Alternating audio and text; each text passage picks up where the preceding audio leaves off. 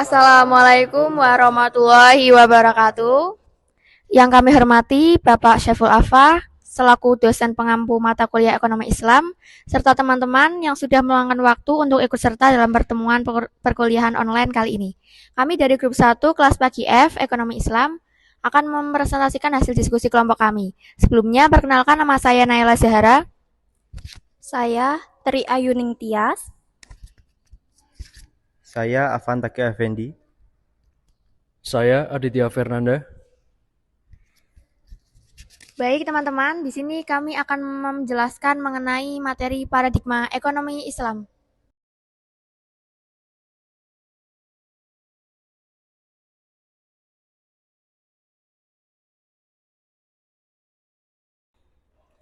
Yang pertama itu ada cara pandang hidup Islam. Islam adalah agama yang komprehensif dan cara terintegrasi dalam berkehidupan yang tidak hanya mengatur hubungan manusia dengan Tuhannya, tetapi juga termasuk tindakan ibadah, moral individu, hukum sosial, hukum pidana, dan lain sebagainya. Terus yang kedua ada Islam sebagai jalan hidup. Satu, secara etimologi, Islam adalah kata yang berasal dari bahasa Arab yang memiliki makna sejahtera, kepatuhan, ketaatan, penyerahan diri, kedamaian, dan keselamatan. Yang kedua ada secara teoretis. Islam adalah agama yang diwahyukan Tuhan kepada manusia melalui Muhammad sebagai Rasul Islam, pada hakikatnya membawa ajarannya yang bukan hanya mengenai berbagai segi dari kehidupan manusia. Islam sebagai agama mengatur kehidupan manusia secara universal, baik hubungan dengan Allah Subhanahu wa taala maupun dalam hubungan sesama manusia. Yang ketiga ada paradigma ekonomi Islam. Dalam perkembangannya, paradigma ekonomi Islam telah dirumuskan oleh berbagai ahli ekonomi muslim. Motif mereka berbagai macam, tetapi hampir semuanya punya tujuan untuk bisa membawa perbaikan baru dalam ekonomi, baik secara keilmuan maupun praktik. Maka ringkasnya, paradigma ekonomi Islam adalah gambaran atau kerangka pemikiran yang menyeluruh dan mendasar tentang apa itu ekonomi Islam. Terus ada pola paradigma ekonomi Islam berdasarkan al-tauhid, memiliki kaidah al-ubudiyah, manusia sebagai hamba dan khalifah sebagai pelaku ekonomi Islam, mewarid al-tobi, sumber daya alam, al-tawazun, keseimbangan antara dunia dan akhirat, dan yang terakhir menggapai ridho Allah Subhanahu wa taala. Pendekatan Islam terhadap masalah ekonomi. Pendekatan Islam terhadap masalah ekonomi sendiri dibagi menjadi dua, yaitu yang satu pendekatan induktif dan yang kedua pendekatan deduktif. Pendekatan induktif yaitu gambar menarik hukum syar'i menjelaskan tentang proses atau asal muasal, penarikan atau pembentukan hukum syar'i pada era modern saat ini. Banyak problem atau masalah yang baru kontemporer yang berbeda dari masalah sebelumnya. Namun penyelesaian masalahnya sama seperti yang pernah terjadi di zaman awal kejayaan Islam. Oleh karena itu, untuk menarik suatu hukum syara terdapat masalah kontemporer harus memperhatikan dua hal, yaitu yang pertama adalah memahami fakta yang sebenarnya, dan yang kedua memahami nas atau sumber hukum mengenai problem tersebut. Dua tahapan penarikan hukum syara. Satu, memahami fakta atau fahmul waqi. Dari penjelasan gambar di samping, manusia mampu memahami fakta yang ada apabila mereka mampu menggunakan ilmu pengetahuan yang mereka miliki dan bersumber dari akal pikiran mereka. Setelah itu, manusia mampu untuk memahami fakta dan melakukan penelitian dan pengamatan sehingga akhirnya menemukan akar permasalahan yang sesungguhnya. Tahapan penarikan hukum syara. 2. Memahami nas atau fahmul nusus, yaitu dari gambar tersebut kita dapat mengetahui bahwa pembeda dari skema-skema sebelumnya. Pada tahap memahami fakta ini terdapat proses verifikasi terlebih dahulu. Proses verifikasi adalah proses mengonfirmasikan apakah objek yang dibahas memiliki kesamaan dengan objek yang dibahas pada fakta permasalahan yang telah ditetapkan atau tidak. Untuk contohnya, kalian bisa baca sendiri ya teman-teman yang ada di PPT. 2. Pendekatan deduktif.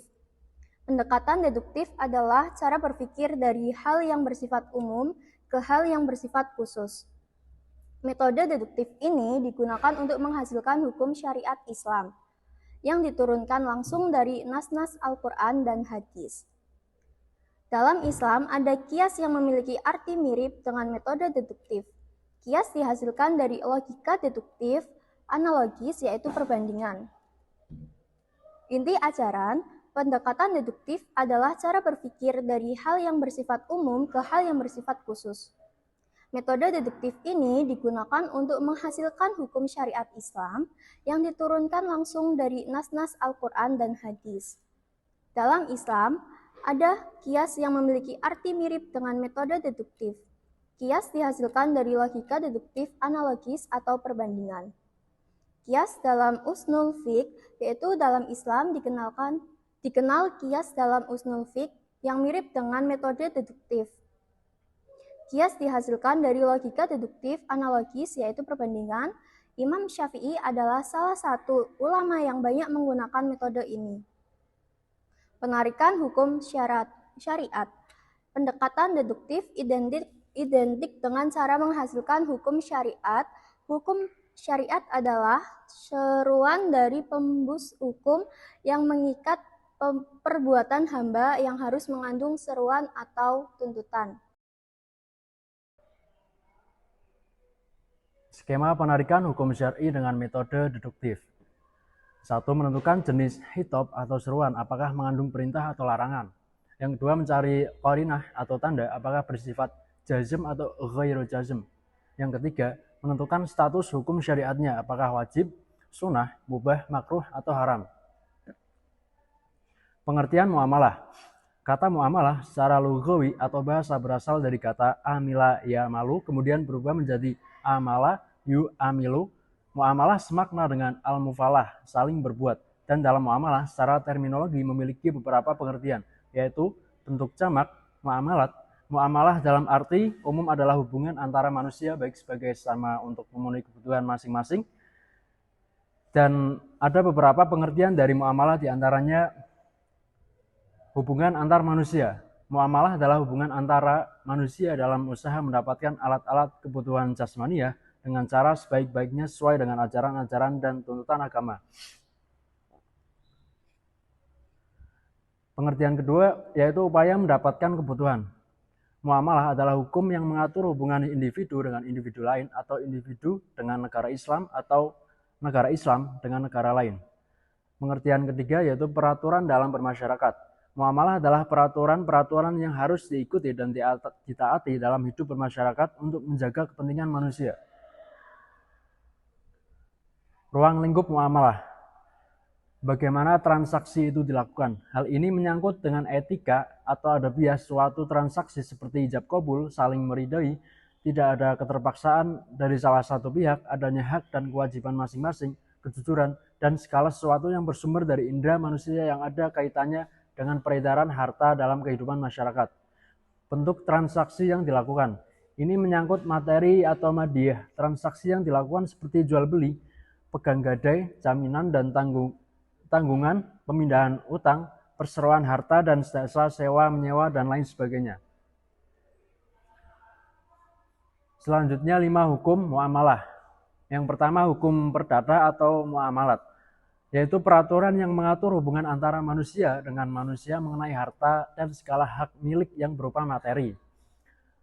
Yang kedua, hukum perkawinan atau munakahat, yaitu peraturan yang mengatur hubungan sesama manusia yang berhubungan dengan keperluan biologis sebagai suami istri. Yang ketiga, hukum waris atau al-mirats, yaitu hukum yang berkaitan dengan harta benda yang disebabkan oleh kematian. Yang keempat, hukum pidana atau jinayah, yaitu hukum yang berhubungan dengan jiwa, akal, dan kehormatan manusia. Dan yang terakhir yaitu hukum politik atau siyasyah, yaitu hukum yang berhubungan dengan kenegaraan dan pengaturannya. Sumber hukum syariat Islam. Yang pertama ada kitab suci umat Islam yaitu Al-Quran sebagai sumber dari segala sumber hukum. Yang kedua ada hadis yang merupakan sekumpulan keterangan yang berasal dari Nabi Muhammad SAW. Yang ketiga ada ijma yang berarti pandangan para mujtahid atau kesepakatan pendapat dari para ahli hukum Islam terhadap permasalahan atau pertanyaan yang dihadapi oleh masyarakat tertentu. Yang selanjutnya ada kias atau analogi yang merupakan proses yang diambil oleh para mujtahid yang berhubungan dengan permasalahan yang meragukan dengan cara membandingkan permasalahan tersebut dengan kasus yang hampir serupa dan sudah ditetapkan dengan jelas dalam Al-Quran maupun hadis. Selanjutnya ada prinsip umum muamalah. Yang pertama ada muamalah dilaksanakan dengan memelihara nilai keseimbangan, yang berarti sesuatu dipandang mengandung maslahat jika memenuhi dua unsur, yaitu kepatuhan syariah atau halal dan juga bermanfaat serta membawa kebaikan atau thayyib bagi semua aspek secara integral yang tidak menimbulkan mudarat. Yang kedua, muamalah dilaksanakan dengan memelihara nilai keadilan yang menempatkan sesuatu hanya pada tempatnya dan memberikan sesuatu hanya pada yang berhak, serta memperlakukan sesuatu sesuai posisinya. Implementasi keadilan dalam aktivitas ekonomi dapat berupa aturan prinsip muamalah yang melarang adanya unsur riba, zolim, maisir, gharar, dan haram. Selanjutnya ada prinsip khusus muamalah. Yang pertama, objek transaksi harus halal, artinya dilarang melakukan aktivitas ekonomi yang haram. Yang kedua, adanya keridhaan pihak-pihak yang bermuamalah. Dasar asas ini adalah antara din minkum. Asas ini menyatakan bahwa segala transaksi yang dilakukan harus atas dasar kerelaan antara masing-masing pihak sebagai syarat terwujudnya transaksi. Jika dalam transaksi tidak terpenuhi asas ini, berarti memakan sesuatu dengan cara batil. Yang ketiga, pengurusan dana yang amanah, yang berarti menyampaikan hak apa saja kepada pemiliknya, tidak mengambil sesuatu melebihi haknya, dan tidak mengurangi hak orang lain. Yang keempat, ada pencatatan proses transaksi, yang berarti di antara upaya penjagaan dalam sebuah transaksi dari terjadinya sengketa, lupa, kehilangan, dan lainnya, maka syariah memerintahkan autentifikasi melalui pencatatan, kesaksian, jaminan gadai guna menjaga setiap hak dari pemiliknya. Selanjutnya ada studi kasus, implikasi worldview terhadap perilaku. Worldview seseorang dipengaruhi oleh berbagai faktor seperti pendidikan, kepercayaan, kebudayaan, dan yang lainnya. Kemudian di sini kita ada contoh pengaruh motivasi terhadap perilaku ekonomi. Dari contoh perilaku investasi tersebut, jelas bahwa nilai yang menjadi motivasi seseorang untuk melakukan aktivitas ekonomi memiliki acuan yang berbeda, walaupun perilakunya sama-sama investasi, tapi motivasinya berbeda karena nilai yang diyakini juga berbeda. Sekian presentasi dari kelompok kami. Mohon maaf apabila ada tutur kata yang kurang berkenan. Terima kasih atas perhatiannya. Wassalamualaikum warahmatullahi wabarakatuh.